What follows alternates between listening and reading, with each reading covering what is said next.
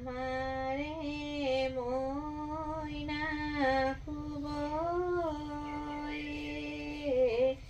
বাড়িতে বগৰি ৰুব বাড়িৰে বগৰি পকি কৰি যাব মইনাই বুটলি খাব আমাৰে মইনা খুবয়ে বাড়িতে বগৰি ৰুব বাড়িৰে বগৰি পকি কৰি যাব